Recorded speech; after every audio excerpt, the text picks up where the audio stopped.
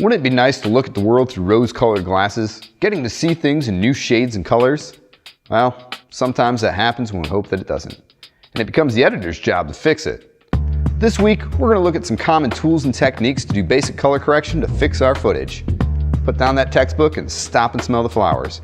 We're cutting class.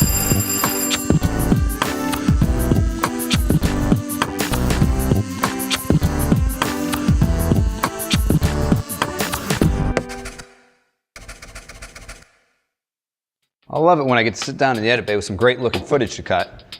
But let's face it, you don't always get what you hope for. You end up with some footage that needs a fixing.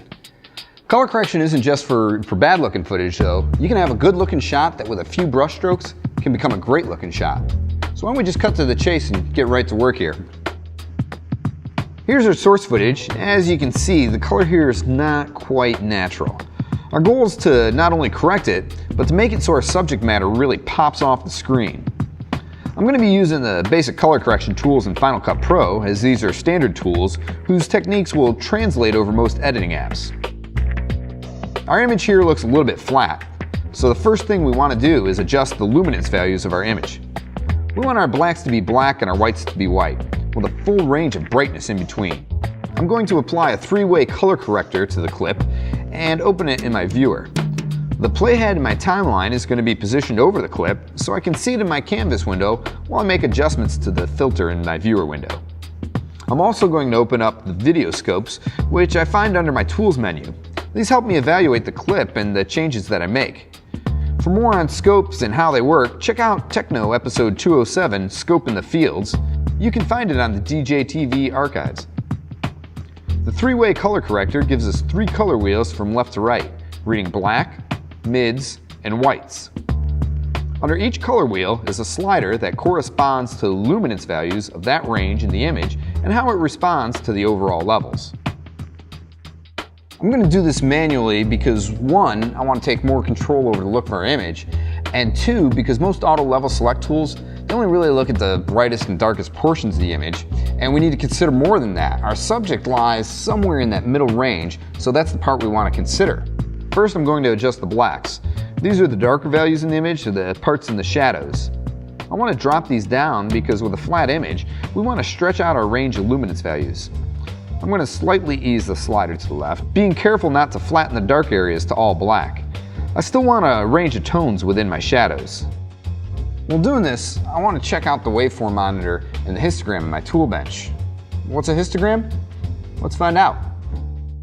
The histogram, a slideshow from adjunct propaganda. When the cow in the corner moves, advance to the next slide. Moo. This is Jimmy. Moo. Jimmy is sad because he has to figure out a way to look at the dynamic range of luminance values in his images. Cheer up, Jimmy. Have you checked out your histogram? No? You don't know what a histogram is? Let's ask the professor. Moo. The histogram is a graphical display measuring the dynamic range of our luminance values, with 0 being pure black and 100 being pure white. Moo. The greater the lines towards 0 on the left means a darker image. Moo. And the greater lines to 100 on the right, the brighter the image. Moo.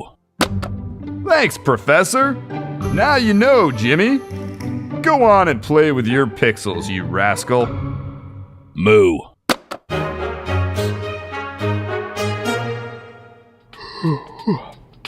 Interesting. Kind of like a waveform monitor on its side. Well, for true color in our image today, we want our luminance values to expand, filling out this range we see in the histogram and waveform. Next, we'll adjust the white parts of the image, determine which part or point in your image you want to be pure white in terms of color and brightness. Let's slightly tweak the slider of our whites to brighten up the image, but not so far. If we're losing clarity within the highlights, then we've gone too far. Again, check the tool bench here.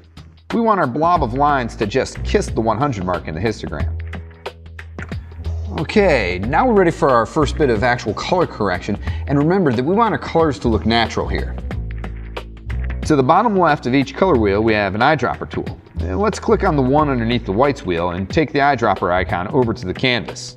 I'm going to zoom in here and find a pixel that I know should be white and click on it. My highlights shift in color as a result. There seems to be too much orange in the skin tones of my subject, and my trees aren't green enough. I want to draw that out. So I'm going to take the color control indicator, this little knobby here in the middle of my midtones color wheel, and pull it away from the oranges and towards the cyan target on the color wheel. Yeah, now see how that changes? Happy little trees. They're much greener now. Now we're going to color shift the blacks. The easiest way is to repeat what we did to adjust the whites, our highlights, and that's to use the eyedropper under the blacks color wheel and select some pixels in the image that are black. This can work really well, but I've also found you can run into some problems here. If the blacks, the shadows of your image, are shifted in the same direction as your mids or your highlights, you're going to end up with a color wash. For effect, this can be alright, but if we're looking for a realistic color, a wash isn't going to cut it. A simple trick that I like to do is to determine where the majority of the colors live. In our image here today, most are within our midtones. I'm going to simply shift my shadows in the opposite direction of midtones. This helps contrast in the image. When we've adjusted our color to our liking, our perception of the luminance values in the image will be changed. So we now want to readjust those values. I'm going to start by gently bringing up my midtones, just a hair. We want to brighten the image a bit, but not cause the whites to blow out. If I need to, I'll go back and adjust the whites and blacks accordingly, finessing them gently. Check out your histogram and your waveform, and notice how they move whenever you adjust your sliders. Now another little trick just to make those colors pop is to tweak the saturation up just a hair, and voila! Don't think of color correction as a technical chore. Instead, think of it as painting your footage. You can massage and knead the color and luminance of your image into the vibrant landscape that you want. Play around with your footage and your color correction tools and just see what you can come up with. A wise man once said, "We don't make mistakes, we only have happy little accidents." We'll see you next time. Happy little trees.